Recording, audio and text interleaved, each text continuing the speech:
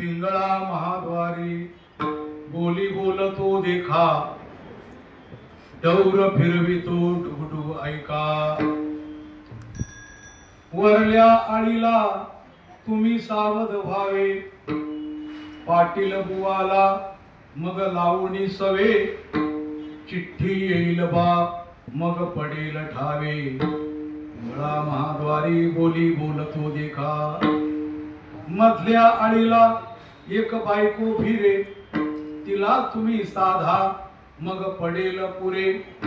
नाहीतरी पाटील बुवा तिची पळतील गुरे, पिंगळा महाद्वारी बोली बोलतो देखा। आणि एक बारे सुटेल तातडी, पाटील बुवाची मग पडेल माडी। तिची 5 पोरे लागतील देशोधडी, पिंगळा महाद्वारी बोली बोलतो देखा। आणि एक ऐका कैसे नवल झाले, गावच्या पांड्याने पाटलाशी नागविले। साऱ्या कागदाचे शून्य एकची झाले, पिंगळा महाद्वारी बोली बोलतो देखा। हिंडता फिरताना एक शकुन सांगे, हिंडता फिरताना एक शकुन सांगे। त्याच्या सत्तेने या आळीस वागे, आणि संता घरचा वा एक तुकडा मागे, पिंगळा महाद्वारी बोली बोलतो देखा। हे जरी नायकाल तरी दुसरा येईल, सरते शेवटी बा काळ बांधून येईल। आणि एका जनार्दनी आमचे कायबा जाईल, पिंगळा महाद्वारी बोली बोलतो देखा। पांडुरंगा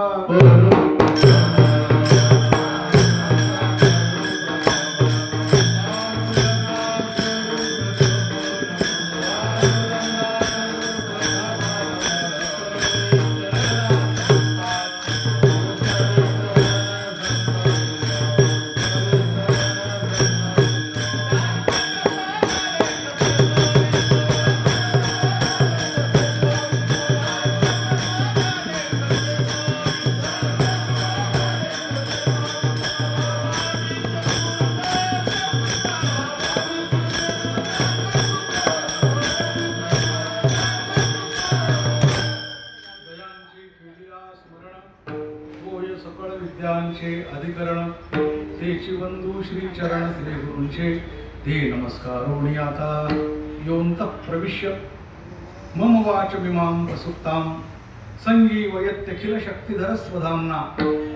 अन्यांशहस्तचरण श्रवणत्वगादीन् प्राणान्नमो भगवते पुरुषाय तुभ्यं। कीर्तनरूपी सेवेसाठी निवडलेला अभंग जगातील थोर संत पैठणचे सुप्रसिद्ध संत शांतीब्रह्म एकनाथ महाराज यांचा हा 6 चरणाचा अभंग आहे। आणि या अभंगाला एक नाव आहे, काय? पिंगळा। अभंग हे कॉमन नाव आहे, सगळ्या अभंगाला अभंगच म्हणतात। नाटाचा असला तरी तो अभंग, काकड्याचा असला तरी तो अभंग, गवळणीचा असला तरी तो अभंग। पण त्यात विशेष नाव, जसं माणूस हे सामान्य नाव आहे, सगळेच माणसं, पण माणसामध्ये हे पाटील आहे, हे तुषार महाराज आहे, हे अमुक महाराज आहे, हे विशेष नाव। तसं आजच्या अभंगाला विशेष नाव काय? पिंगळा हे आजच्या अभंगाचं विशेष नाव आहे। तर अशा प्रकारचे विशेष नावयुक्त बरेच अभंग आहे, की का सांगणं गरजेचं आहे?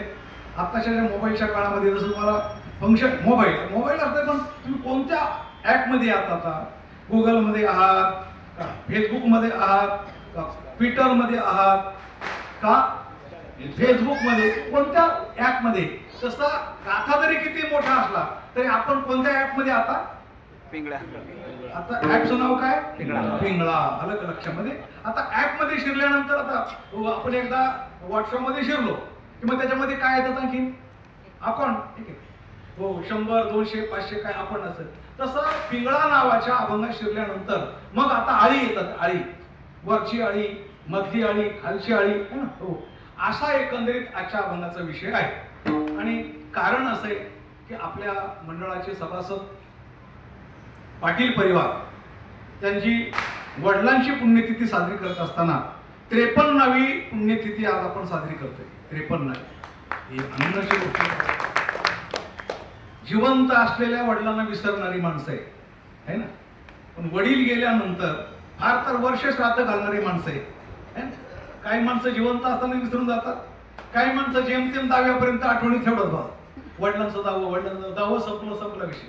काही माणसं वर्ष श्राद्धापर्यंत आठवणीत राहू देतात. आमचं पहिलं वर्ष श्राद्ध आणि पहिलं आणि शेवटचं परत काय बघत नाही कोणी. पण ज्या परिवाराने वडील गेल्यानंतर 53 वर्ष पुण्यतिथी साजरी केलेली आहे, त्याअर्थी हा परिवार हा या परिवाराचा इतर परिवाराने आदर्श घ्यावा अशा प्रकारचा परिवार आहे.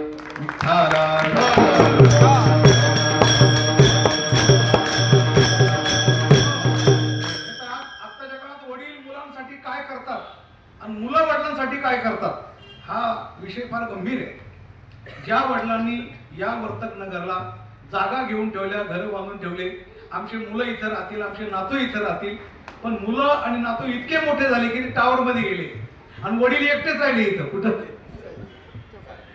चाळीमध्ये एकटेच राहिले. आता वास्तविक पाहता ते चाळीचं घर, एक दरवाजा या गल्लीत तर दुसरा दरवाजा त्या गल्लीत, इतकं मोठं लांब लचक काही कोटीचं. पण मुलांचा इतका चंगळवाद जबरदस्त आहे की मला तुमचं कोटीचा असो का 2 कोटीचा असो, आम्ही स्वतंत्र राहणार. अलग लक्षामध्ये तुम्हाला यायचं तर टावरला या, नाही तर इथंच राहा. बिचारे इथंच राहिलेले मेले. आता कितीतरी जमिनीवरचे घर बंद आहे. कारण का आता केव्हा तरी ते विकून खाणारच आहे ते मुलं.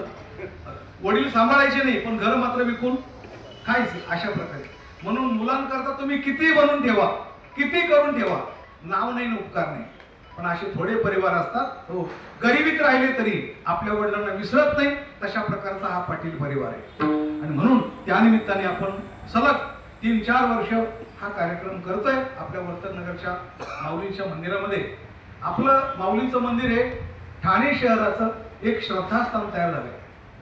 नाही एक प्रकारची प्रतिआळंदी तयार झाली. प्रतिआळंदी जसा जसा बाहेरचा समाज थोडक्यात मी असं म्हणतो हा भुकेला समाज अजून थोडंसं खातात, मोबाईल मध्ये आहे थोडंसं पाण्यासारखं. ज्या वेळेला माणसाला उदासीनता निर्माण होते, टीव्ही आला काय मजा नाही, त्या सोडून एक चॅनल पाहिलं, दुसरा पाहिलं, तिसरा पाहिलं, त्या सोडून मोबाईल. थोडे दिवस आहे डोळे दुखायला लागले, तुम्ही आंधळे होतील, पोरं बेकार होतील, अलग लक्षामध्ये तुमच्या मनावर वाईट परिणाम होईल, द्या फेकून. सगळ्या गोष्टींचा कंटाळा आल्यानंतर ज्याचा कधीच कंटाळा येत नाही असा परमार्थ आहे. म्हणून आम्हाला माहिती आहे तुम्ही आज न उद्या इकडेच येणार आहे. कुठं? आमच्या माऊलीच्या दरबारामध्ये. कारण आमचा माऊलीचा दरबार असा आहे बरं का. हे कधी न संपणार आहे. अध्यात्म कधी न संपणार आहे. असं वाटतं का काकडा करून करून कंटाळा आला, आता भजन करून करून कंटाळा कधी वाटतं का? कधी वाटणार आहे तुम्हाला?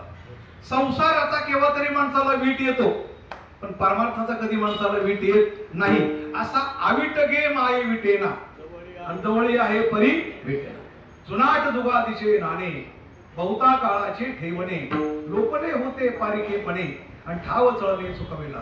तुकोबारे म्हणतात आनंदाचे डोही आनंद तरंग, आनंदाची अंग आनंदाचे काय सांगू झाले काहीची बाई. अशा प्रकारे आनंदाच्या कोटी साठविल्या महाकोटी असं अवीट असलेलं परमार्थ सुख आहे. हळूहळू वर्तक नगर मध्ये आणि स्थानिक माणसं तयार होऊ लागले, अध्यात्माकडे वळायला लागले. कारण अध्यात्माशिवाय पर्याय नाही.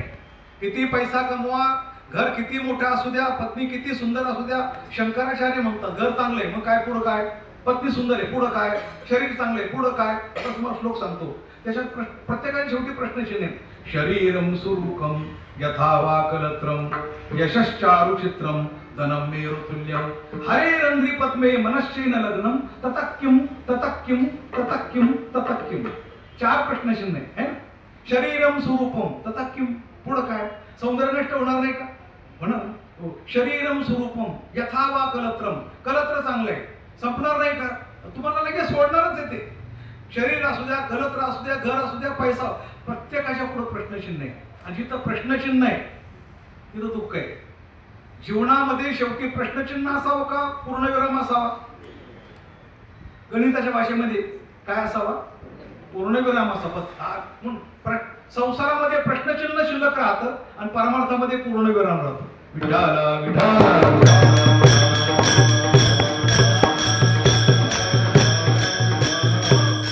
अशा प्रकारे अध्यात्म सांगणारा पिंगळा.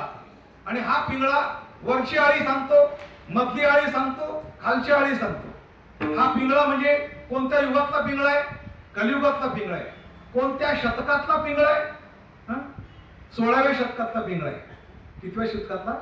16व्या शतकातला पिंगळा आहे. हो, आपण जरा पाठीमागे जाऊन जरा शतकं पाहिली.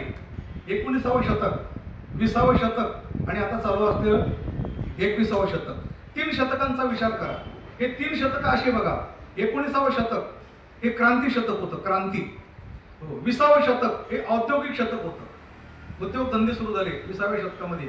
आणि आता हे 21वे शतक आहे. याला लोक म्हणतात इलेक्ट्रॉनिक शतक, पण आम्ही असं म्हणतो हे धर्म शतक आहे, हिंदू शतक आहे. या शतकाला काय म्हणायचं? हिंदू शतक. हो, आता 3 शतकाबद्दल बोलतो. पहिलं 19वे शतक कधी सुरू झालं? 1800 नंतर जेव्हा सुरू झालं ते कोणतं शतक? 19वे शतक. 1800 नंतर त्या 19व्या शतकामध्ये अनेक प्रकारची क्रांती घडली आणि त्या क्रांतीने भारत स्वतंत्र झाला. झाशीची राणी, तात्या टोपे, नानासाहेब पेशवे, हो, फार इंग्रजांनी ज्यावेळेला भारत फार पदक्रांत केला, सगळं केल्यानंतर त्यावेळेला पुन्हा या शतकामध्ये म्हणजे 19व्या शतकामध्ये अनेक प्रकारचे क्रांतीवीर जन्माला आले. हळूहळू इंग्रजांना सुद्धा त्यांनी सुपडा साफ करून आणि उलाढाल झाली भारत स्वतंत्र होण्याकरता. त्याला क्रांती शतक म्हणतात. अलग लक्षात? हो. त्यानंतर मग 20वे शतक, उद्योग धंदे सुरू झाले, त्याला 20वे शतक म्हणतात. आता जे चालू 21वे शतक कधी सुरू झालं? 2000 पासून 2001, 2002 हे 21वे शतक येतात, बरोबर? हो. या 21व्या शतकाची सुरुवात करण्याकरता धर्मवीर आनंदगे साहेबांनी पहिलं आम्हाला बोलवलं होतं. बरं, आठवत असेल? हो, बरोबर. हो, 2002वर 30 शतक संपलं की नाही? आठवतं ना? ज्यांचं 25 वर्षापेक्षा जास्त वय आहे, जाणकार माणसाला त्यांना कळलं, बरं का? हो, 21व्या शतकाला सुरुवात व्हायच्या आधी 15 दिवस बाकी होते आणि अचानक दिघे साहेबांनी झटकन एकाला सांगितलं ते सदगीर बोलणं करून घेऊन. तेव्हा महापौर होते मनोहर गाडवे. हे झाले सदगीर बोलणं घेऊन म्हणून ते ज्ञानदेव समाजात गेले. मी तिथं नव्हतो, मी कळव्याला असतील तेव्हा मी भजन शिकवत होतो तिथं. मग कळव्याला असतील, कळव्याला पण नव्हतो. घरी आले, घरी पण मी नव्हतो. पण मला निरोप लागला की दिघे साहेब तुम्हाला शोधतायत म्हणून. मग मी ज्ञानदेव समाजात गेलो. मनोहर गाडवे तिथं आले महापौर असताना गाडी घेऊन. चला म्हणे, तुम्हाला दुपारपासून शोधतोय, साहेब तुमची वाट पाहताय. आणि मी ज्यावेळेला त्यांच्या गाडीत बसलो त्यावेळेला साहेब एका खाजगी 50-50 लोकांच्या आतमध्ये आणि स्टेडियम होतं. स्टेडियम आपलं जे स्टेडियम आहे ना, दादोजी कोंडदेव स्टेडियम. हो, रात्रीचे 9 वाजले होते. साहेब खुर्चीवर पण बसले होते, जरा डोळे लागले होते. बाकी सगळे उभे होते, मोठे माणसं सगळे, पार अगदी पार शिंदे साहेब म्हणा, एकनाथ शिंदे साहेब, राजेंद्र विचारे साहेब, हे सगळे उभे होते. कुठे साहेब सदगीर भाऊ आले म्हणून. अरे पुढे वा. मी पुढे गेलो, नमस्कार केला.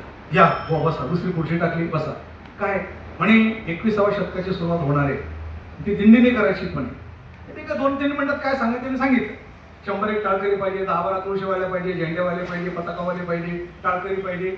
आणि 21व्या शतकाची सुरुवात तुमच्याकडून होणार आहे, पण मला पहिले रेसल करून दाखवली पाहिजे. आम्ही 100 टाळकरी जमा केले, रेसल करून दाखवली दिघे साहेबांना. आणि 2000 म्हणजे 31 डिसेंबर 2000 पूर्ण जे वर्ष संपणार त्या दिवशी रात्रीला 11 वाजता आम्ही सगळे दादोजी कोंडदेव स्टेडियममध्ये हजर झालो. शेकडो कलाकार होते, मराठी कलाकार. पण साहेबांनी शिवाजीराव सुंदर यांना सांगितलं पहिली सदगीरपंची दिंडी जाईल. एक पूल तयार केला होता, सजवला होता. त्या पुलावर आम्ही प्रवेश करणार. लाईव्ह 55 देश पाहत होते त्यावेळेला. किती देश? 55 देश पाहत होते. हो, आणि मला सांगितलं बुवा तुम्ही जरा थोडं मेकअप करून यावर. साहेब आम्हाला व्यवस्थित गंमत करायची, जरा मेकअप करून या व्यवस्थित. हो, तुमच्या घरात बिना पाहिजे, भेटा पाहिजे. हो, आणि मग त्यावेळेला जो प्रवेश केला तर ती क्लिप अजून वर्ष सुरुवात होतं त्यावेळेला टीव्हीवर दाखवतात. अलग लक्षामध्ये त्याला म्हणतात 21व्या शतकाची सुरुवात. पण 21व्या शतकावर शिक्कामोर्तब जर करायचं म्हटलं तर 21व्या शतकाची ओळख काय? तर 21व्या शतकाची ओळख आहे हिंदू शतक. विठ्ठला विठ्ठला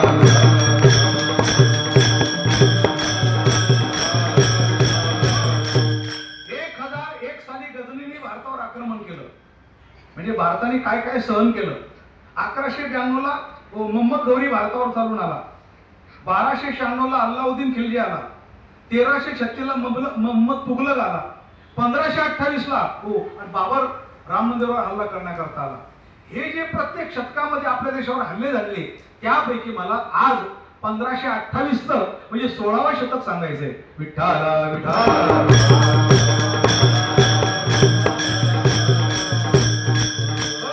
16व्या शतकामध्ये म्हणजे 1528 साली बाबरने अयोध्येवर राम मंदिरावर हल्ला केला आणि 1633 साली हा पिंगळा म्हणजे एकनाथ महाराज वैकुंठावर मृत्यू लोकात आले आणि ते सांगतायत पिंगळा माघवारी.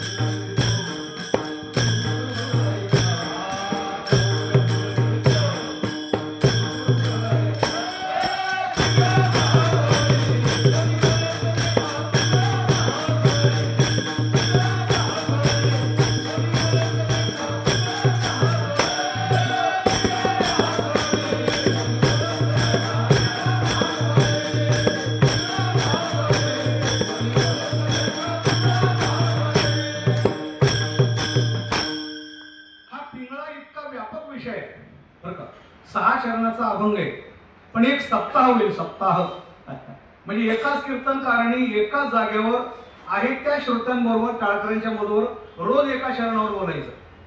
पहिल्या दिवशी पिंगळा महाद्वारात काय करतोय, दुसऱ्या दिवशी पिंगळा वरच्या आळीला आला, तिसऱ्या दिवशी पिंगळा मध्य आळीला आला, चौथ्या दिवशी पिंगळा माडीवर चढला. म्हणजे हे सगळं एक एक दिवस एक एक करायचं आपल्याला. आणि तुषार महाराजांना मी सांगणार आहे, तुम्ही जर तुमचं असं भजनी मंडळ कायम तयार ठेवलं ना तर आपण एक सप्ताह या मंदिरामध्ये पिंगळा या विषयावर करणार आहोत. पिंगळा विषयावर. आणि मग तुम्ही सगळे बाकीची मंडळ आली पाहिजे. तर आपल्याला काय करायचंय, संत वाङ्मय लोकांपर्यंत पोहोचायचे, बरोबर ना. आज या पाटील परिवाराच्या निमित्ताने आपण आज पुण्यतिथी निमित्ताने एकत्र आलो. हा पाटील परिवार म्हणजे आपल्या मंडळाशी अत्यंत जोडलेला परिवार आहे, ठीक आहे. कमीत कमी आपल्या परिवारात 10 माणसं तरी असतील ना. 10 नाही, 2 3 आहे ना, 3-4 लोक आहे ना आपल्या परिवारातले पाटील परिवार. मी विचारतोय मुद्दा, कारण काय कीर्तन म्हणजे कॉन्टॅक्ट नाही बरं का. एकदा देऊन टाकले 5-7 हजार, वा तुम्ही कीर्तनकार पहा, टाळकरी पहा, व आम्ही फक्त घरी घरी बसून असं करू असं नाही ना. आम्ही श्रद्धावान माणसं आहे लक्षात. आम्हाला तुमच्या पैशापेक्षा तुम्ही पाहिजे, तुमचे मुलं पाहिजे, तुमच्या घरातला परिवार पाहिजे. तुम्ही आम्हाला इथे कीर्तनाला उभं राहून तुम्ही जर सिरियल पाहत असाल तर आम्ही असा कधी कार्यक्रम घेणार नाही. आम्ही मरेपर्यंत करू, पण तुम्ही समोर येऊन बसायला पाहिजे. विठ्ठला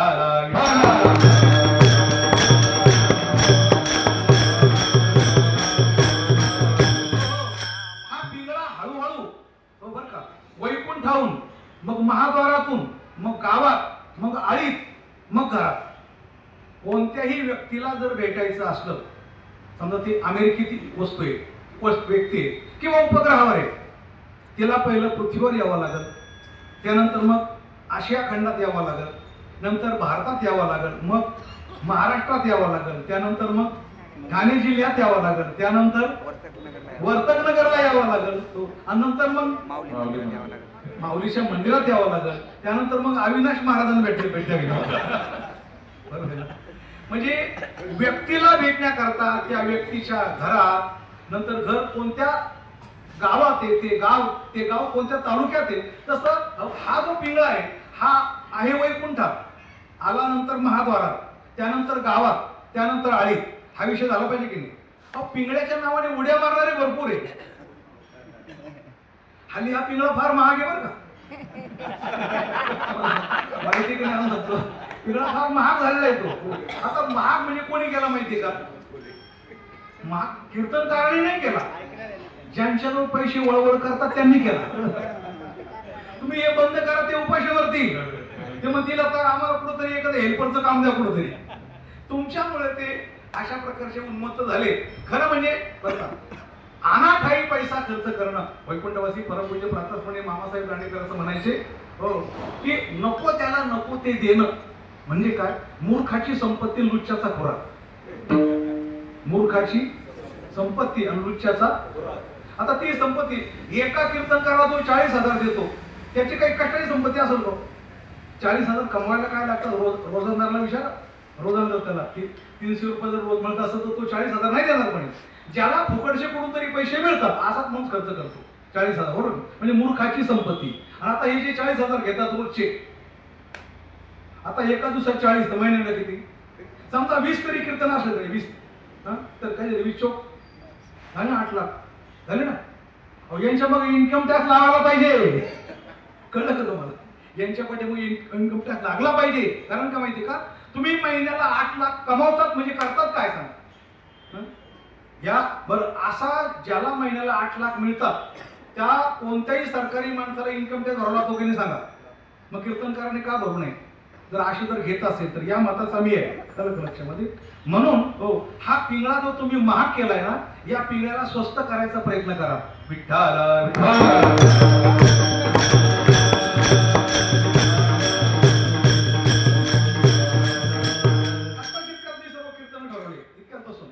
फोन केले पटापट कीर्तन ठरवले. कुठल्याही कीर्तनकाराने मला विचारलं नाही की तुम्ही किती द्याल, आणि मी सुद्धा त्यांना विचारलं नाही की तुम्ही किती घ्या. जे आम्हाला द्यायचं ते आम्ही देणार हो, कमी देणार नाही हो, तुम्हाला आम्ही नाराज पण करणार नाही हो, पण दर ठरवणार नाही. दर आदर पाहिजे का दर पाहिजे हो? कीर्तनकार आमताने आदर पाहिजे का दर पाहिजे? मग आपला सत्ता आदराचा आहे का दराचा आहे? आदराचा आहे.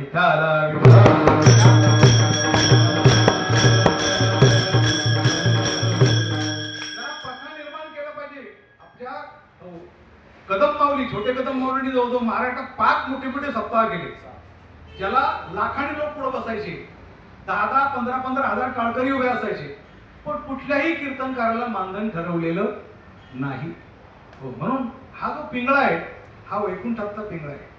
नाथ महाराज, आम्ही वैकुंठवासी आलो या शिकारणासी, बोलिले जे ऋषी हो. कशा करता आले? येथे उपकारासाठी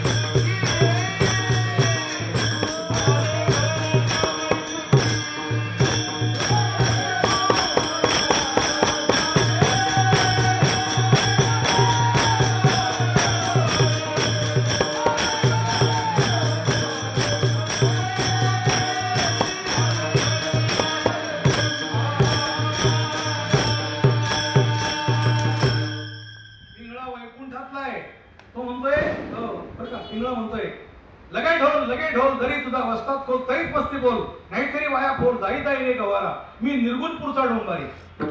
हा पिंगळा कुठला आहे? निर्गुणपूर. आता निर्गुणपूर कुठे आहे? तर बाकी समस्तीपूर, अमुकपूर, तमुकपूर हेच मला माहितीच आहे. मी निर्गुणपूरचा डोंबारी. तिन्ही लोके माझी फेरी. कुठे कुठे फिरतो? तिन्ही लोकात फिरतो. आणि 4 युगाच्या खबरीस तू सांगेन रे गवारा.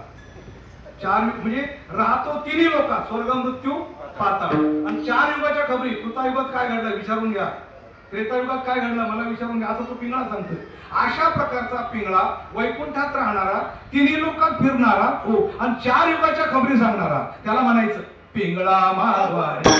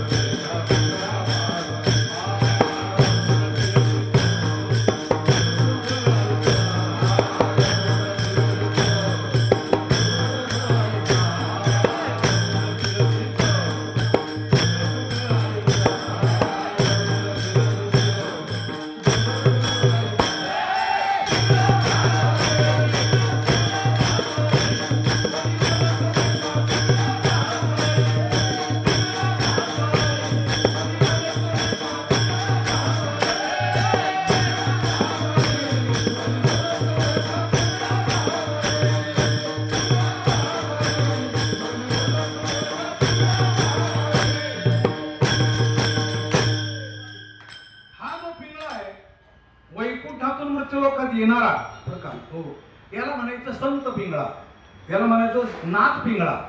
कोण पिंगळा? नाथ पिंगळा. हो सगळ्यांना तुम्ही पिंगळा म्हणू शकता. जेवढे जेवढे मृत्यू लोकात आले वैकुंठाहून संत रूपाने ते सगळे कोण आहे? पिंगळा. हो एक 700 वर्षापूर्वीचा पिंगळा, एक आळंदीचा पिंगळा, एक देहूचा पिंगळा. संत आहे ना ते. त्या संतांनी हे रूप स्वतःवर घेतलेले. कधी वासुदेवाचं रूप घेतलं, कधी पिंगळ्याचं रूप घेतलं, कधी डोंबऱ्याचं रूप घेतलं, कधी कोल्हाट्याचं रूप घेतलं, कधी वासुदेवाचं आंधळा पांगळा मुका बहिरा. आता सकाळी झालं ना बहिरा, तर तुम्हाला काय माहिती बहिरा म्हणजे काय? आले तर कळ ना. बहिऱ्याचा अर्थ कळायला पाहिजे. बहिरा झालो या जगी म्हणजे देवराम महाराज आपण म्हटले. हो परवा मुका म्हणतो तो. मुका झालो वाचा गेली. अध्यात्म आहे. मुका म्हणजे काय? हो बहिऱ्याचा अर्थ काय? माता माऊली पाचारी.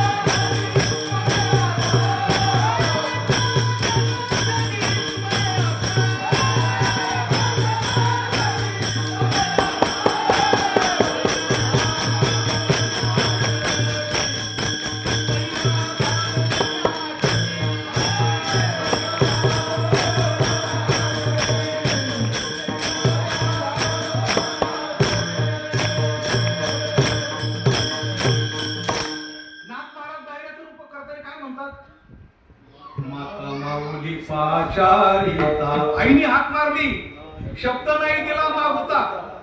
बायकोने हाक मारली, काय म्हणते काय म्हणते, फार गल्लीतून परत येतो. बायकोने जर हाक मारली ना, आमची गुरुवारी रामदास म्हणते मोरासारखा नाचत येतो. आई म्हणते तर काय म्हणते, म्हातारीला काय कळतंय म्हणते. पिंगळा तुम्हाला सांगतोय, माता माऊली पाचारिता, शब्द नाही दिला मागुता. बहिरा झालो गर्भी येता. बहिरा व्हायची कारण हे, अध्यात्माचं कारण हे. हो आता मला सांगा, जे माणसं उपजतात बहिरे होतात त्याने काय गुन्हा केला सांगा मला. त्याने काय आल्यानंतर काही कानात काही घातलं का काही? काही नाही. याचं कारण मागच्या जन्मात त्यांनी आईची हाक काय ऐकली, आई वडिलांचं ऐकलं नाही. या जन्मात काय होतो? बैरा झालो नरदेही येता, एका जनार्दनी स्मरेना आला. आता मुका कोण होतो? मुका मुका बरेच माझं म्हणतात आता काय जोगी झाला ना, घ्या मुका म्हणजे अभंग.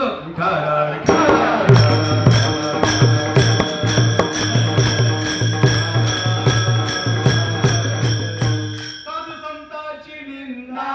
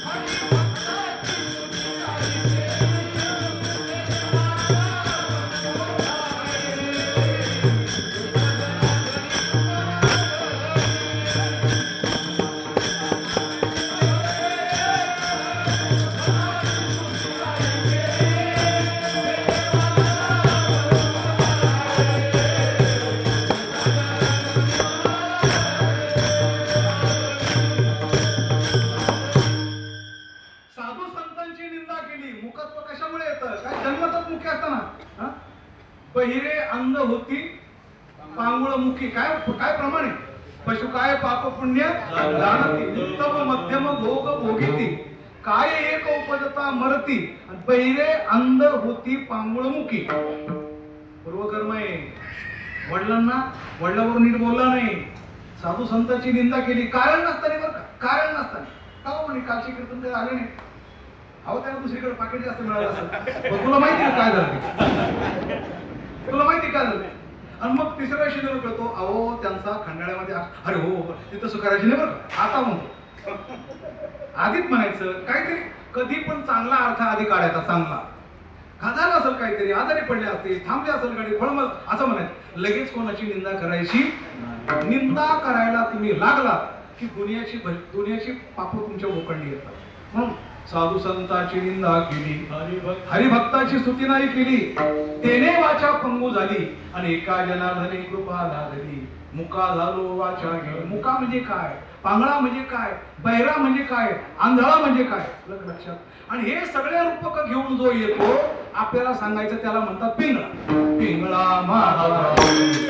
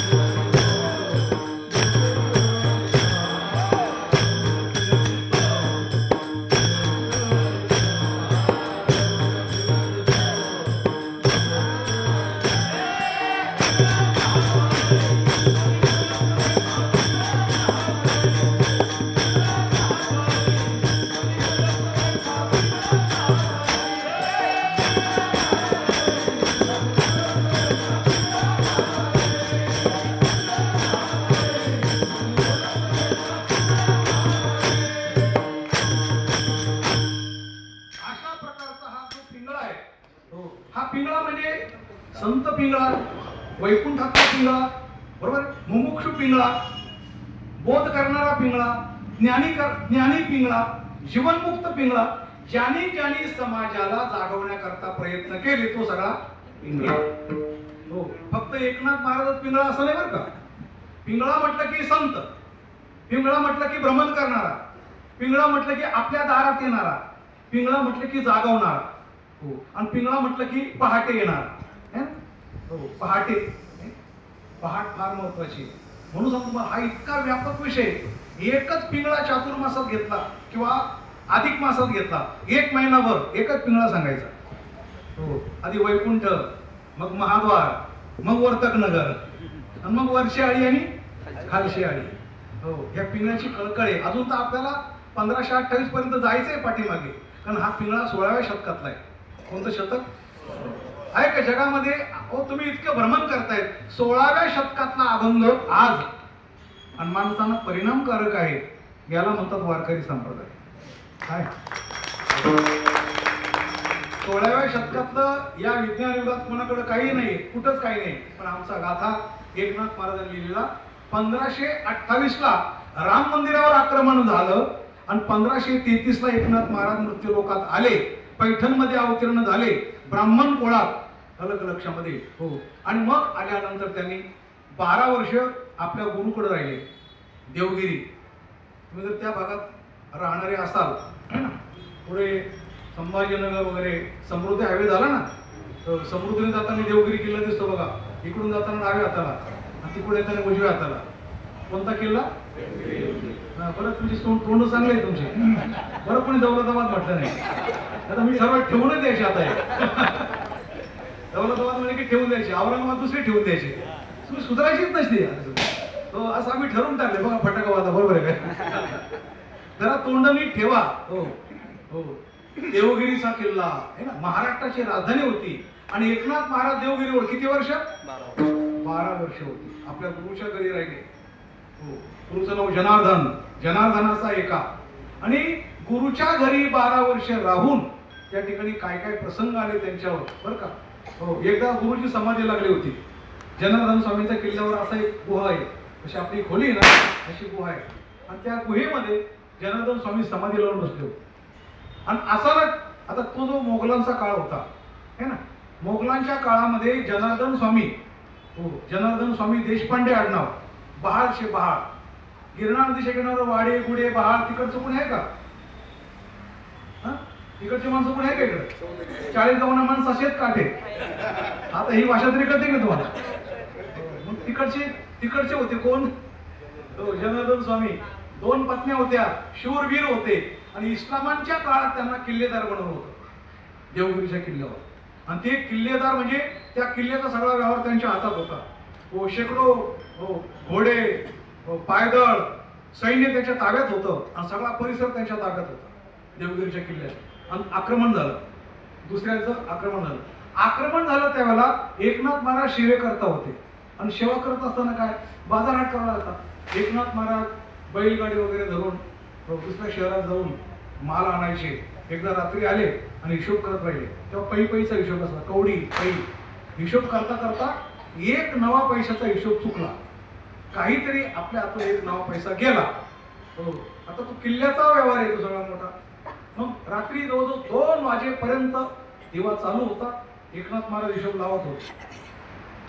आता जनार्दन गुरुना मध्ये जाग आली आणि नाथांच्या खोलीमध्ये दिवा का जळतोय येऊन पाहिलं. नेमकं नाथ महाराजांना त्याच वेळेला ती चूक सापडली आणि अशी टाळी वाजवली. नवा पैसा सापडला, दिवा विजला. अरे नाथा काय झालंय? दिवा लावला काय, दिवा विजला काय, टाळी वाजवत झालं काय? दिवा लावला, गुरुवर्यांनी नमस्कार केला. म्हणजे एका नव्या पैसे चूक शोधत होतो, काही सापडत नव्हती, पण नेमकी चूक सापडली, नवा पैसा सापडला. त्याच वेळेला पाठीवर हात ठेवला गुरुने, सांगितलं नाथा 1 नवा पैशाची चूक शोधण्याकरता तू अर्धी रात्र 2 वाजेपर्यंत जागलास, धन्य आहेस तू. अशी जीवनामध्ये चूक शोधून काढ की मी या जन्मात कसा आलो. तू कृतार्थ झाल्याशिवाय राहणार नाही. आणि एकनाथ महाराजांनी ती पण चूक शोधून काढली. कोणती अज्ञान, कोणती अविद्या, कोणती कल्पना हो शोधून काढली. आणि एकनाथ महाराज जगामध्ये हो किती दिव्य झाले, किती मोठे संत झाले. खरं तर एकनाथ महाराज वाङ्मय आपल्या समोर यायचं बाकी आहे फार मोठ्या प्रमाणात. असे एकनाथ महाराज ज्या दिवशी किल्ल्यावर स्वारी झाली, आक्रमण झालं, हो गुरु समाधीला बसले होते. एकनाथ महाराजांनी फक्त बघितलं, किल्ल्यावर गडबड उडाली, हो किल्ल्याला वेढा पडलाय म्हणे. मग काय करायचं? हो तलवार घेतली, चिलखत अंगात घातलं, घोडा तयार केला आणि समाधीला फक्त नमस्कार केला. जनार्दन स्वामीला उठवलं नाही समाधीतून, नमस्कार केला, घोडेस्वार झाले आणि सैन्याला ऑर्डर दिली. हो सैन्य ताबडतोब किल्ल्याच्या बाहेर पडलं आणि ते परचक्र पिटाळून लावलं.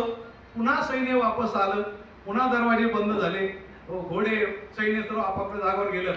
एकनाथ महाराजांनी आपल्या गुरुची तलवार परत ठेवून दिली जागेवर, पुन्हा नमस्कार केला. आणि ज्या वेळेला जनार्दन स्वामीची समाधी संपली आणि ते बघायला लागले, काय झालं, काही गडबड दिसते, पळापळी काय भानगडे? आम्हाला परचक्र आलं होतं. मग कोणी परत केलं? नाथ महाराजांनी घोड्यावर बसून आम्हाला ऑर्डर दिली, हो आणि परचक्र पिटावून लावलं आणि विजय प्राप्त झाला. याला म्हणतात एकनाथ महाराज. हो संत होते पण शूर सुद्धा होते गुरुची आज्ञा. असे 12 वर्षे देवगिरीला राहिले एकनाथ महाराज. पिंगळा जो तयार होतो ना, हे संतत्व जे आपल्यात तयार होतं ना, ते काही 2-4 अभंग कीर्तन करून होत नाही. ते अलीकडे बोलतात आले कोण संत आहे, हो 2-3 अभंग पाठ करून कीर्तनकार होईल, पखवाज वाजवला तर मृदुंगाचार्य होईल, गायन केलं तर गायनाचार्य होईल, बरोबर आहे. समाधी लागली तर योगी होईल, यज्ञ केलं तर याज्ञिक होईल. पण संत होणार, संत होण्याकरता हो ही 5 समस्या बरं का. तुषार महाराज मी लिहून ठेवायला पाहिजे सगळं बरं का. संतांच्या समस्या किती? हा अविनाश महाराज तुम्ही पण लिहून ठेवा. आता रामदास महाराज तर आता कीर्तनकार आहे, आपल्या पाठीमागे उभे आहेत, हो उत्कृष्ट कीर्तन करतात ते बघा. 5 समस्या कोणत्या? दुसरं कोणी ऐकत नाही, स्वतःला चूप बसवत नाही, भक्ताला सांगून फायदा नाही, योग्य अधिकारी भेटत नाही, हो अलग लक्षात. आणि म्हणून लिहित बसण्याशिवाय पर्याय नाही. किती झाल्या? 5. पहिली समस्या काय?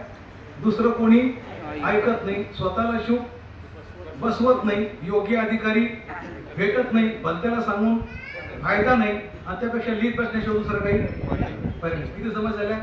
5. पहिली समस्या काय? परत ते सांगते, आता किती वेळ सांगितलं तुम्हाला. पहिली समस्या काय? दुसरं कोणी? कोण विचारायला गेलो होतो तुम्हाला? तुकोबाराला कोणी विचारायला गेलं की महाराज द्या ना गाथा काहीतरी, आमच्या अडचणी काही कोणी विचारायला गेलं नाही. मरत होते, धडपडत होते, रडे स्पुंदे दुःखे कुटकील माथा. पण जगामध्ये ही समस्या आहे हो, आणि यातून आम्हाला तारा असं सांगायला कोणी गेलं, कोणी विचार तुकोबाराला कोणी अर्ज केला होता का गाथा लिहा हो, एक प्रकरण लिहा, अभंग लिहा, नाट लिहा, समाधी लिहा, कोणी नाही. अहो सांगायला तर गेले नाही, पण जे लिहिलं ते पण वाचून दिलं नाही. इंद्राने उडवलं. लोकांना काय घेणं पडलंय महाराज. पार तुकोबाराचा प्रपंच पार धुळीला लागला, बायका पोरं उपाशी मरण पावले हो, मंबाजी कोणी काठीने मारलं, काय गरज पडेल लोकांना तुमच्या अभंगाची. दुसरं कोणी विचारत आणि स्वतःला चूप. संत म्हणजे काय, या 5 गोष्टी कळाला तर संत कळाले. स्वतःला चूप. चंदन कधी बसतो का असं म्हणतो का? सुगंध घेणारे आहे का नाही, विनाकारण सुगंध देत राहायचं, कोणी ऐकत ते बोंबलत राहायचं. अरे कोणी घ्या नाही तर नका घेऊ, पण तो मात्र सुगंध दिल्याशिवाय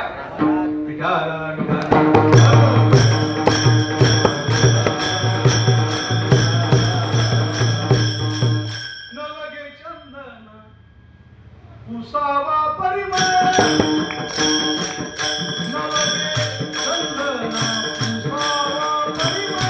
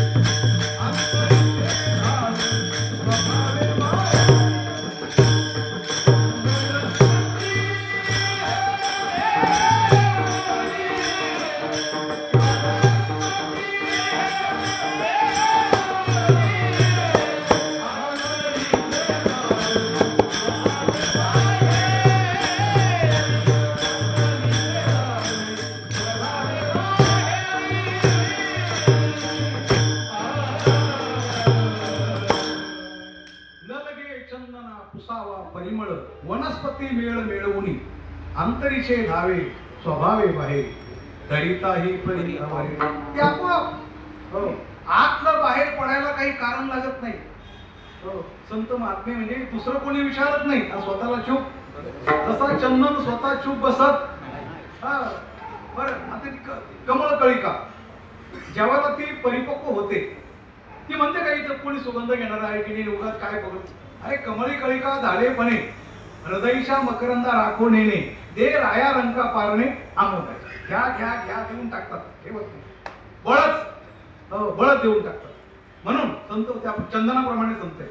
दुसरं कोणी विचारत नाही, स्वतःला चूप बसवत नाही, आणि योग्य अधिकारी भेटत नाही.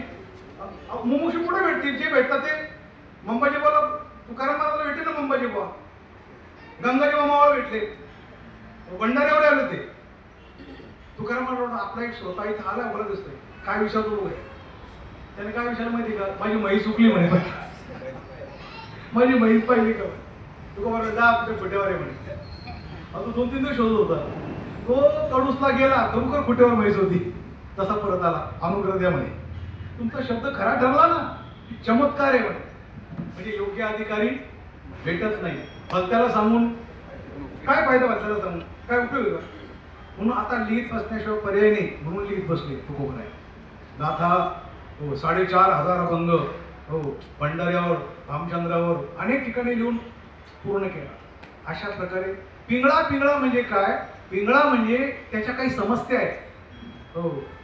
ज्या वेळेला हा पिंगळा मृत्यूलोकात आला, म्हणजे नाथ महाराज मृत्यूलोकात आले 1533 साली, नुकतंच राम मंदिर तोडलेलं होतं बाबराने आक्रमण करून. जरा काळ आठवा हो. राम मंदिर झालं म्हणजे झालं. राम मंदिर झालं म्हणजे जबाबदारी वाढली का कमी झाली? वाढली ना.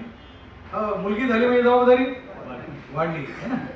पैसा आला म्हणजे जबाबदारी हो. तुम्ही ध्यानात ठेवा बरं का. आता तुमचं काम आहे सांभाळायचं काम. विश्व हिंदू परिषदेने, बजरंग दलाने, राम भक्तांनी 400 वर्ष 500 वर्ष ते प्रयत्न केले. अजून काही लोक पाय चप्पल घालत नव्हते, पण आमचे पूर्वज बाबरनी मारलेले आहेत म्हणे. राम मंदिर बांधल्याशिवाय आम्ही पाय चप्पल घालणार नाही, याला माणसं म्हणतात. काही बोडखे राहत होते 500 वर्ष, पिढ्याने पिढ्या बोडखे राहिले का? आमच्या पूर्वजांनी लढा दिलाय बाबर बरोबर, मरण पावले आमचे पूर्वज. जोपर्यंत राम मंदिर होत नाही तोपर्यंत आम्ही डोक्यावर पगडी घालणार नाही. आणि म्हणून 500 वर्षानंतर बोडक्या राहणाऱ्या माणसांना पगडी घालायला संधी दिली, त्याला म्हणतात नरेंद्र मोदी. केवढी प्रतीक्षा होती, किती लांब प्रतीक्षा होती. आणि बिचारे आता पायात चप्पल घालायला लागले, डोक्यावर पगडी घालायला लागले. राम मंदिर झालं, राम मंदिर झालं. पण माणसं हिंदू पण समाज असते मला, त्याला विसरायला पण टाइम लागत. राम मंदिर झाल्यानंतर एकाच वर्षामध्ये तिथे इलेक्शन झालं आणि बीजेपीचा उमेदवार पडला आहे ना. काय फिकर नाही पडत लोकांना, काय घेणं देणं नाही. 500 रुपये कोण देतो बस, लक्ष कशाकडं. तुम्ही काँग्रेसचे का बीजेपीचे, आम्हाला घेणं देणं नाही. परत 500 देणारा कोण आहे बघा. आणि 5 वर्षानंतर 500 मिळतात म्हणजे एकंदर रोज काय पडतो, म्हणजे किती हलकट माणसं आहे हे मला म्हणायचं. 5 वर्षानंतर एकदा इलेक्शन आलं आणि त्याने तुम्हाला प्रत्येकी किती दिले, 500. त्याला भागाकार करा. 5 वर्षाचे दिवस किती आणि त्याला 5ने भागाकार करून एका दिवसाला किती पडतात, किती पडतात? 19 नवे पैसे. म्हणजे 19 नवे पैसे रोज पडणार, रोज. अरे भिकारी सुद्धा घेत नाही 19 पैसे, तुम्ही घेता कसे काय? अशी विकाऊ माणसं जर पुन्हा पुन्हा जन्माला आले तर राम मंदिराचा काय भरोसा. आता तुम्हाला मी विचारतो, प्रश्न विचार. आता इथून पुढच्या काळात तुम्ही राम मंदिर बांधणाऱ्या माणसाला प्राधान्य द्याल का राम मंदिराची गरज नाही असं म्हणणाऱ्या माणसाला प्राधान्य द्याल? बरोबर आहे. आणि त्यांनी पैसे नाही दिले तर हा अशीच होते पाहिजे मला. तरी राम मंदिरासाठीच आम्ही प्राधान्य देऊ. कारण का? आमचा राम फडक्यामध्ये बांधलेले होते, बरोबर आहे. आक्रमण झालं होतं. अरे राम असतानाही वनवास आणि राम गेल्यानंतर सुद्धा का वनवास नाही, वनवास. म्हणून हा जो पिंगळा आहे म्हणजे एकनाथ महाराज वैकुंठाहून मृत्यूलोकात आले आणि आल्यानंतर 1533 साली एकनाथ महाराजांनी ज्यावेळेला हा सगळा भारत देश पाहिला, हा सगळा महाराष्ट्र पाहिला, ही सगळी माणसं, यांचे कुटुंब, यांचे परिवार, लक्षामध्ये कलियुगामध्ये होरपळणारी माणसं, विषयाच्या आहारी गेलेली माणसं, यवनांची आक्रमण माणसं. गाड्याच्या गाड्या येत होत्या, बैलगाड्या, त्या तट्ट्याच्या बैलगाड्या खेडोपाडी यायच्या, त्याला एजंट असायचा, पुरी दिसलं की उचलून टाकायच्या. आता तलवार असायची. म्हणून पूर्वीच्या काळामध्ये मुलींना जर पुढं शेतामध्ये निंदायला खुरपायला गेल्या, झाडलोट करत असल्या, जर ह्या लोकांच्या घोड्याच्या पावलं जावं लागलं, पहिल्या पुरी लपवा. पहिलं काय करायचं? पहिल्या मुलींना लपवा, कधी उचलून द्यायची तुमच्या समोर. बरं काही लपवं नव्हतं, त्यांचाच काय ना, किल्लेदार तेच होते, शिपाई ते सगळे तेच होते. मुलीला उचलून द्यायचे आणि अशा दराच्या कोंबायच्या गाडीमध्ये आणि घेऊन जायच्या आणि मग येऊन त्या ठिकाणी त्याचा संभोग घ्यायचे, विटंबना करायचे, मारून टाकायचे, अशा प्रकारची परिस्थिती ध्यानात ठेवा. म्हणून यानंतर जेव्हा छत्रपती शिवाजी महाराज आले, त्यांचं राज्य आलं, त्यावेळेला घोड्यांच्या पावलांचा आवाज आला. लोकांचे आमचा राजा आला, आमचा राजा आला. अलग लक्षामध्ये आता निर्भयता प्राप्त झाली होती. पण त्याच्या पूर्वी मात्र मोगलांच्या काळामध्ये घोड्यांच्या पावलांचा आवाज आला की मुलींना तट्ट्यामध्ये, कोठडीमध्ये कोंबून ठेवायचे, कुलूप लावून घ्यायचे बाहेर. अलग लक्षामध्ये अशी परिस्थिती होती. तो काळ एकनाथ महाराजांनी पाहिला आणि म्हणून एकनाथ महाराज म्हणतायत की हा जो पिंगळा आहे, अलग लक्षामध्ये हा पिंगळा आधी महाद्वारात बांधतोय, देवाबरोबर बांधतोय. महाद्वारी पिंगळा कुठे आहे? पिंगळा महाद्वारी.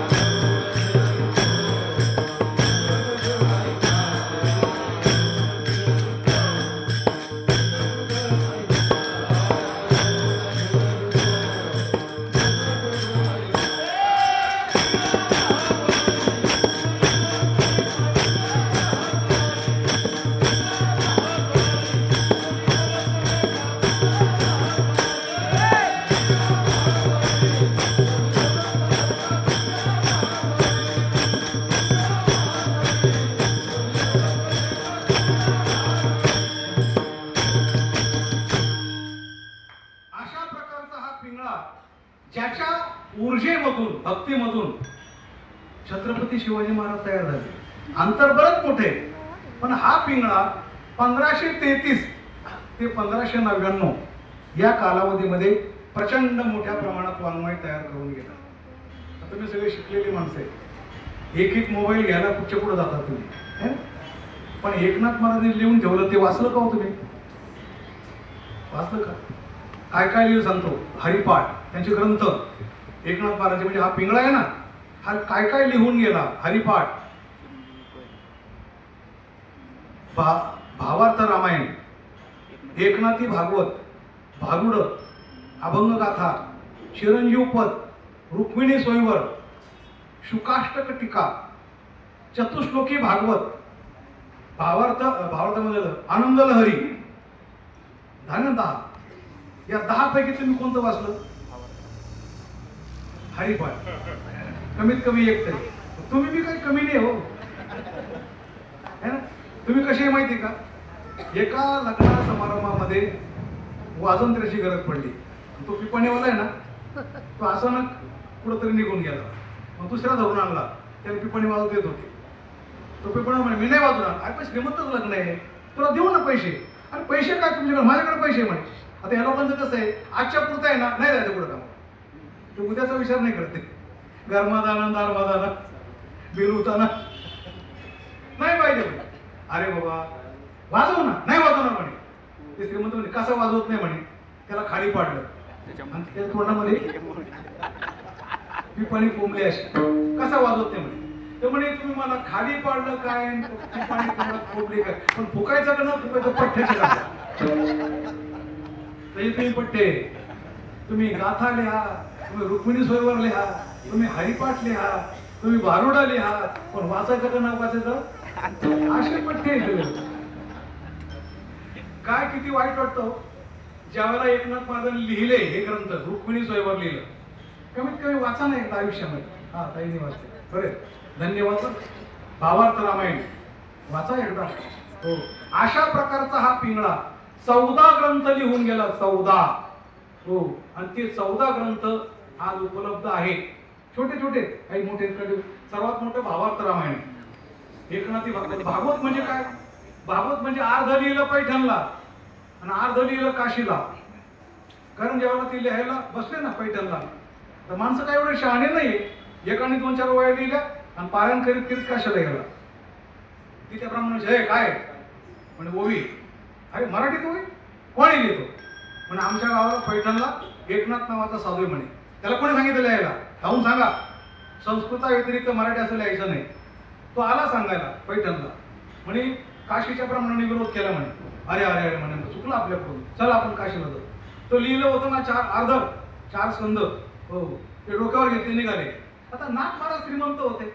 आता ही टाळकरी मंडळी त्याला म्हणे रस्त्याने कीर्तन होती, हे पण जपून नाही का? टाळकरी बरोबर निघाले जेवण. आता नाथ श्रीमंत होते ना ते. हो, दुसऱ्या गावात गेले 50 जण झाले, तिसऱ्या गावात 100. चाले वाढत चाले टाळकरी भली मोठी. काशीपर्यंत 1000-2000 माणसं. हे मोर्चा टाळकरी. नाथ महाराजांवर तो ग्रंथ आहे. कीर्तन प्रत्येक ठिकाणी प्रवचन चालू आहे. आणि काशीमध्ये पहिल्यांदा एवढी मोठी दिंडी आहे. कोण आले? नाथ महाराज. हे काय नाथ महाराज होता? श्रीमंत माणूस नाही म्हणे. कोणी विरोध केला होता? त्याच्याकडे गेले. हो, म्हणे मायबाप तुम्ही आम्हाला विरोध केला होता. त्याने पडदा लावून घेतला होता. नाही म्हणे ते झालं ते गंगेत टाकू दे म्हणे सगळं. नाथ महाराज गंगेत गेले भागवत टाकण्याकरता. गंगामाईवरती हात केला. महाराष्ट्रीयन माणसाचा रुबाब कुठे तुम्ही जाऊन उभा. तुम्ही काशीला जा, गयेला जा, मथुरेला जा, महाराष्ट्रीयन माणसाचा फार रुबाब आहे. गंगा महिन्याचा कंकणासहित वर हात केला. नाथा हे तुझं तुला राहू दे म्हणे आणि ते पूर्ण कर. आणि ते राहिलेलं भागवत नाथ महाराजांनी काशीला जाऊन पूर्ण केलं आणि काशीला जाऊन हत्तीवर मिरवणूक काढली आणि मग तो ग्रंथ पैठणला आला. आणि तरी तुम्ही अजून वाचला. तुम्ही काही कमी नाही हो माणसं. विठाला विठाला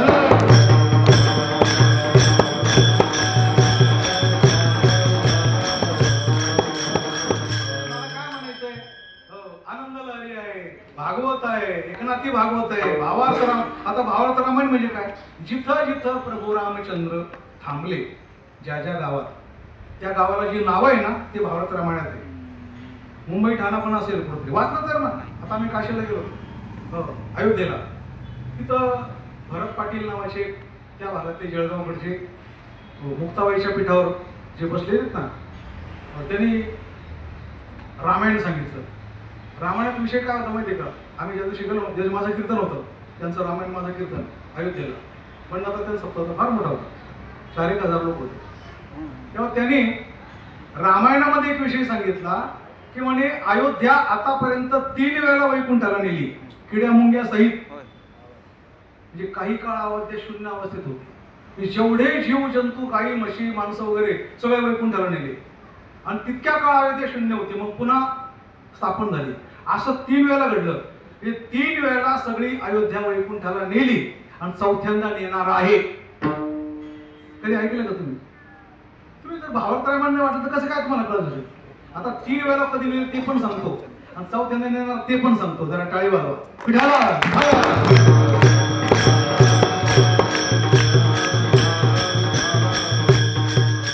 पहिली नेली शिबी राजाने अयोध्या. पहिल्यांदा वैकुंठाला कोण नेली? शिबी राजा. दुसऱ्यांदा नेली रुक्मांगद राजाने. सर्वांचं चरित्र आहे ते चरित्र सांगायला अर्धा तरी जाणार. दुसऱ्यांदा कोण नेली? रुक्मांगद राजा. हे सगळे सूर्यवंशाचे राजे बरं का.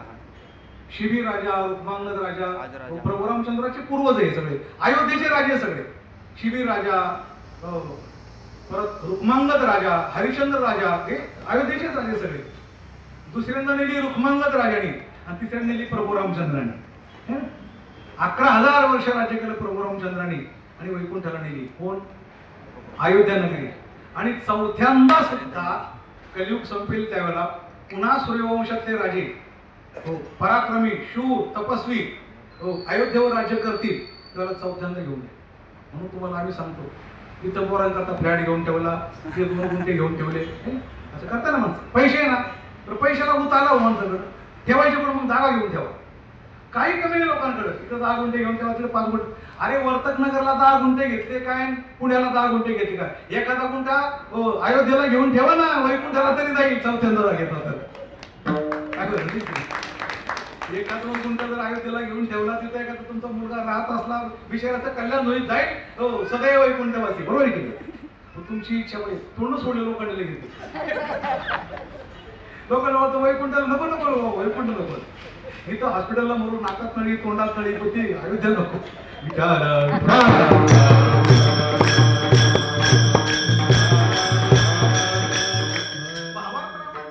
तुम्हाला काय कळायचंय अयोध्या? बरोबर काय कळायचं? राम कुठं, त्याला चाटोरी कशाला म्हणतात, चांदोरी कशाला म्हणतात, नांदूर मध्यमेश्वर कशाला म्हणतात, काळगाव टोक कशाला म्हणतात, बालगाव कशाला म्हणतात, देवगाव कशाला म्हणतात, रंगारी देवगाव, ही सगळी गाव आहे आमच्या भागातली. जिथं जिथं प्रभू रामचंद्र, आता आमचं जे गाव आहे ना, त्या सगळ्या बाजूला प्रभू रामचंद्र ज्या वेळेला पूर्वेकडून आले, म्हणजे वनवासामध्ये, त्यावेळेला ज्या गावात आले, आता मांडवड. मांडवड म्हणजे मांडवी ऋषीला भेट देण्याकरता जिथं आले, मुक्काम केला, त्या गावाचं नाव काय? मांडवड. पुढे आल्यानंतर बाणगाव. बाणगाव म्हणजे शरभंग ऋषीला भेट देण्याकरता प्रभू रामचंद्र आले, शरभंग ऋषीचा उद्धार केला, त्या जागेवर बाण मारला म्हणजे बाणगाव. त्यानंतर नागापूरला सुतीक्ष्ण ऋषी होते, सुतीक्ष्ण ऋषीला भेट देण्याकरता ते नागा साधू होते, त्यांनी लिंग स्थापन केलं, त्याचं नाव काय? नागापूर. ही सगळी गावं आमच्या परिसरात आहे. आणि अशा वेळी घेतात आमचं गाव आहे, अलग लक्षात. तिथला हा पिंगळा आहे.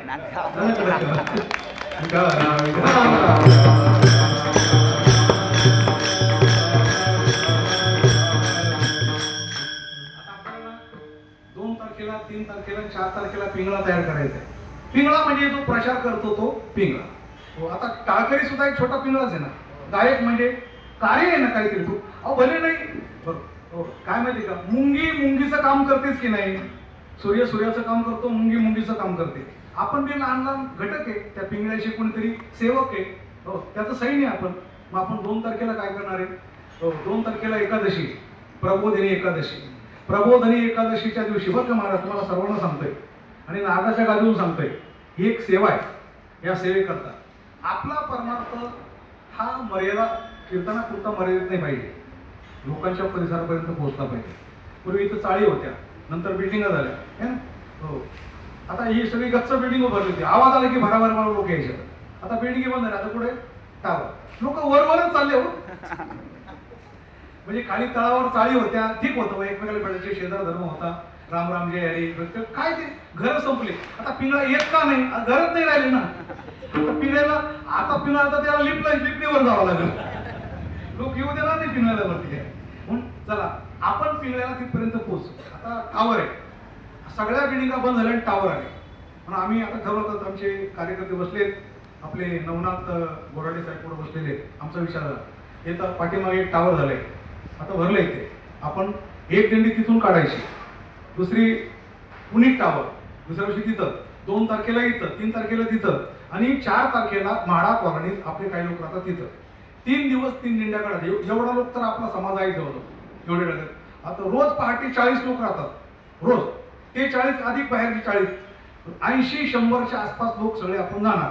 पाटील परिवाराला मी विनंती करतोय, तुम्ही सर्व त्या प्रभात फेरीला असायला पाहिजे, तर पुढच्या वर्षी आम्ही कीर्तन करू. आम्हाला तुमचे पैसे नको, अनुदान पण नको, आम्हाला तुम्ही प्रचारात पाहिजे, आम्हाला तुम्ही कार्यामध्ये असले पाहिजे. अलग लक्षात. हल्ली पैशाला फार होते, एवढे गाण करून टाका, आपल्याला वेळ नाही, ते आम्हाला नाही पाहिजे, तुम्ही स्वतः आले पाहिजे. हो, मग 2 तारखेला आपण पिंगळा प्रभात फेरी काढू. आता आमचे विश्वस्त आले जात पाटील, आधी सांगून ठेवतो, फेरीचं नाव काय? पिंगळा प्रभात फेरी. पिंगळा स्वतः मीच म्हणणार आहे. हो, दुसऱ्या दिवशी 3 तारखेला पोतराज प्रभात फेरी, पोतराज है ना. हो, पुणे बिल्डिंग पासून काढणार, तिला पोतराज प्रभात फेरी नाव द्यायचं. तिसऱ्या दिवशी म्हाडामध्ये कोणती प्रभात फेरी? खेचर. नाव काय द्यायचं? खेचर. हो, 3 दिवसाचे 3 अभंग, एक तुषार महाराजांना एक अभंग देऊ, अलग लक्षामध्ये.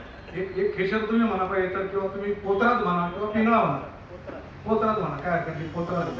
हो, आणि अशा प्रकारे लहान मुलं, आता पिंगळा कोण बनवायचा?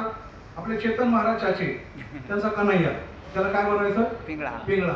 खांद्यावर घोंगडी द्यायची, हातात छोटासा कंदील, आता ते लागले, कामाला लागले जातात. हो, कंदील, आणि तो पिंगळा सगळ्यात पुढे चालणार आहे, आपण सगळे त्याच्या पाठीमागे चालणार आहे. टाळ पखवाडा दिंडी आणि अभंग होणारे. पिंगळा महाद्वारी बोली बोलतो देखा, डौर फिरवितो डुगडुग ऐका. हो, आता हा जो पिंगळा घेतला तेवढा करताच घेतला की त्या पिंगळ्याची आपल्याला तयारी करायची कशा प्रकारची. तर संत महात्मे हे पिंगळ्याच्या स्वरूपात, वासुदेवाच्या स्वरूपात, जागल्याच्या स्वरूपामध्ये वेगळ्या वेगळ्या प्रकारच्या भूमिका सांगून घेतल्या. वास्तविक पाहता एकनाथ महाराज पिंगळा पण नाही, वासुदेव पण नाही, मुका पण नाही, आणि कोणीच नाही. मग ते कोण आहे? संत आहे. ते आहे कोण आहे? जागवण्या करतात. झापड आहे ना, झापड डोळ्याशी उघडत नाही ना. नाथ महाराज म्हणतात, अरे उघडा उघडा डोळ्याची झापडे, उघडा उघडा नेत्रीशी ब्रह्म कवाडे, ऐका ऐका धर्मरायाचे प्रमाण निवाडे, तेने चुकेल जन्म मरणाची साकडे, नाहीतर इमारतीशी लाकडे रानमाळ होतील तिथे मायबाप. खडी फरक धर्मराज खरा, त्याने कलुषा मारून केला चोरा, माझ्या धनाच्या घरा कधी कधी येत जा केली मायबाप. पण आकाई सावकारीन मोठी, तिने भल्या भल्याशी पाडली तुटी. हो, आकाई सावकारीन मोठी, मनाची निर्मळ नव्हे खोटी, तिने भल्या भल्याशी पाडली तुटी. तेथे तुमचे काय चाले की जे मायबाप. व्याही जावयाशी म्हणे लेकरा, त्याशी वाढी ती तूप साखरा, मला देखून लपवी ती भाकरा, आणि अंतकाळी मीच सोयरा की जे मायबाप. जावयाशी वाढी तूप नाही, मला म्हणते उरलीच नाही, घर उडाले जावयाच्या पायी, आणि प्रत्यक्ष गावी मीच की जे मायबाप. तो पिंगळा. पिंगळा महाद्वारी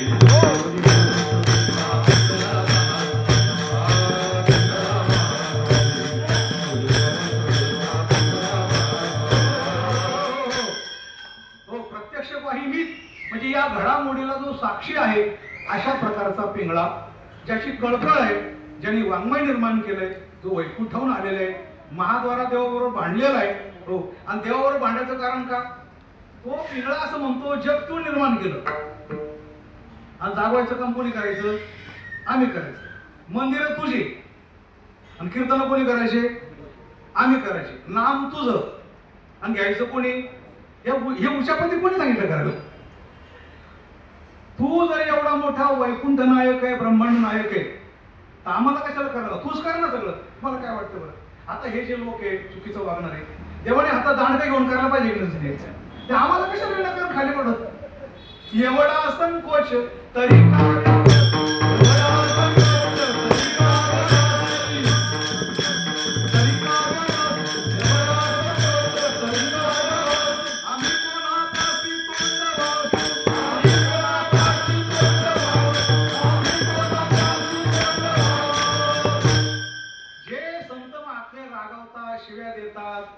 सुधरत नाही.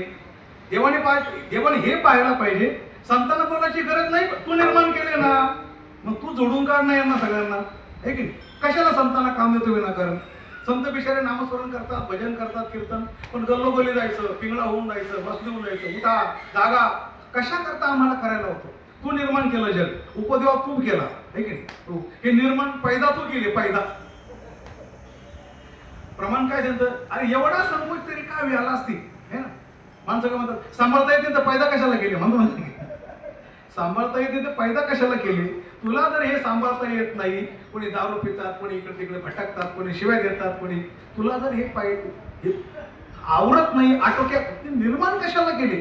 अशा प्रकारचा हा पिंगळा महाद्वारात बरोबर म्हणतोय देव, पिंगळा महाद्वारी, म्हणजे नुसतं पिंगळा महाद्वारी याच्यावरच हे कीर्तन, कळलं का तुम्हाला?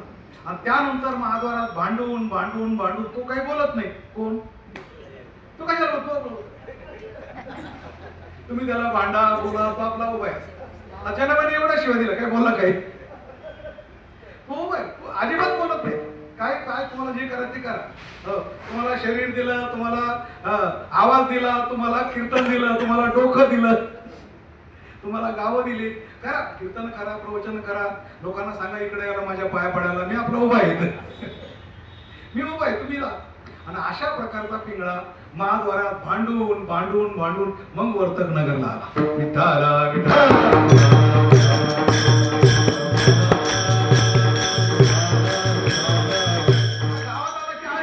कोणत्या आईला? वरल्या आई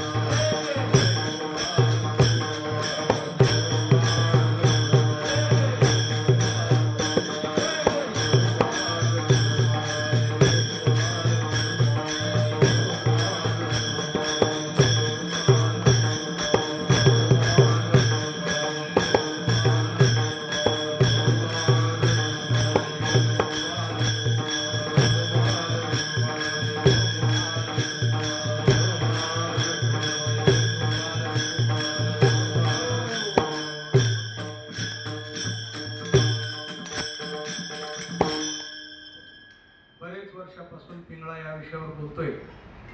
आता मागच्या महिन्यात धुळे जिल्ह्यात साक्री तालुक्यात जामदे नावाचं गाव आहे, जामदे, ठीक आहे, त्या भागातील कोणी असेल तर साक्री तालुक्यातले जामदे नावाचं गाव आहे. सगळे फाशीपारधी माणसं, कोणी फाशीपारधी, तरी तुमच्यापेक्षा जास्त आहे कीर्तनाला, अलग लक्षात. फाशीपारधी सुधारले. आता आपण तर पाटील आहोत, आहे की नाही? आपण किती अहो, तिथला एक फाशीपारधी, त्याचं नाव योगेश, आता आडनाव काय आठवत नाही, साक्रीवरून पंढरपूरला महिन्याशिवारी करतो. एस टीने बरं का, चालत जातो. त्याला विचारतो रोज किती जातो? रोज 40 किलोमीटर जातो. आता तो पारधीच आहे मुळामध्ये, फाशीपारधी, रानातच भटकणार आहे. आणि तुम्हाला एक एक स्टोरी सांगतो. 30 वर्षापूर्वी त्या गावात गेलो ना, माझ्यावर फार प्रेम आहे त्यांचं, पण मुक्काम करणं मला जरा अवघड वाटते तिथं. ते घरं बिरं सगळे पहिलं मुक्काम केला मी तिकडे. अर्ध गाव तर खाणारे पिणारे आहेत त्याच्यामध्ये. आता नाही पण पहिले होते. सकाळी त्याने गाव पाहायला मला फिरवलं म्हणजे हे आमच्याचं गाव मग नाना मला होतं नाना मला ते नाना म्हणतं नाना यांनी ना बहिणीबरोबर लग्न केले. म्हणजे असं का बरं ते आम्हाला कोणी सांगितलंच नाही म्हणे. त्यांनी चुलत बहिणीबरोबर केलं. त्याने मग त्याला सांगितलं इथून पुढं मामाच्या मुलीबरोबर लग्न करायचं. कोणाबरोबर? मामाच्या मुलीबरोबर लग्न करायचं. नाते समजून सांगितले. आता मी 30 वर्षानंतर गेलो ना हे बंगलेच बंगले. कारण त्यांना यशवंतराव चव्हाणांनी त्या काळात ते गावठाण दिले. गावठाण जमिनी सगळ्या दिल्या त्यांना. हो आता ते बागायतदार आहे फार मोठ्या प्रमाणात. आम्ही मुक्काम केला. मला नाना तू मुक्काम करणार आहे का? तू म्हणजे ते आरेकर नाही म्हणतात का कीर्तन करता.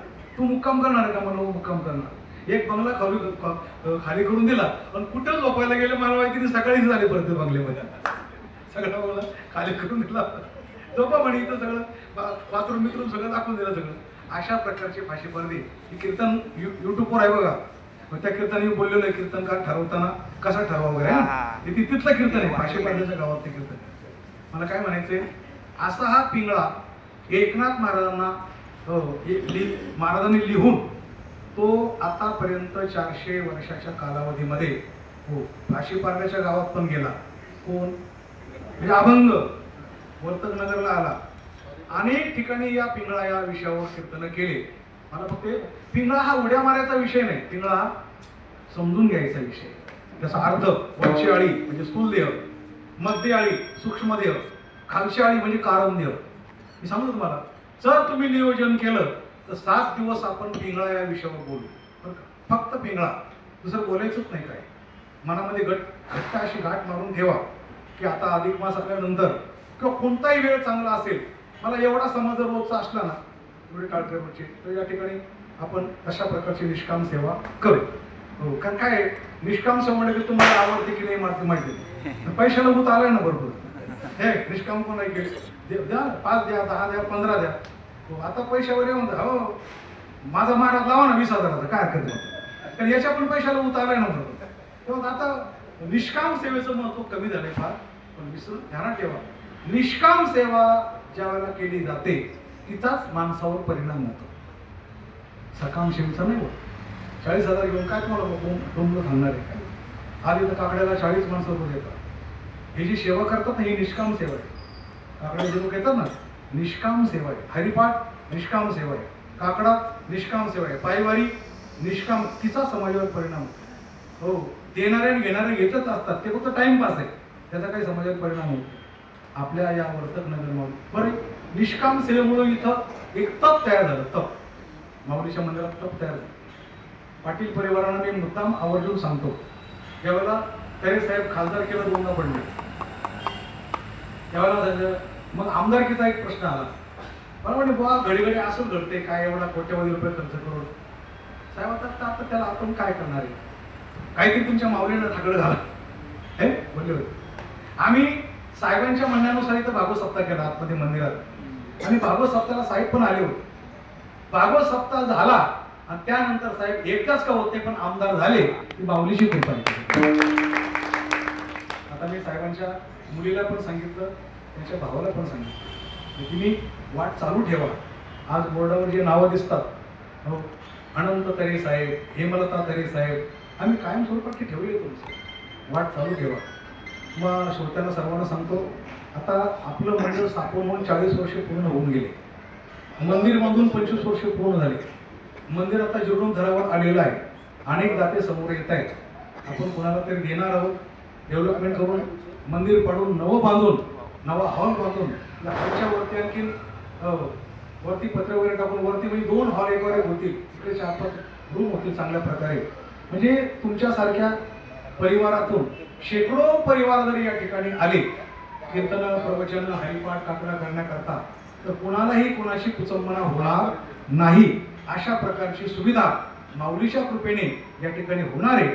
फक्त तुम्ही या माऊलीवर या मंडळावर हो सगळं ओतप्रोत अशा प्रकारे कायमाच्या मनाने आपल्याच्यावर प्रेम करा. नक्की आपण या मंडळाला या माऊलीच्या या ठिकाणच्या जाग्याला मंदिराला प्रति आनंदी निर्माण केल्याशिवाय राहणार. ज्ञानेश्वर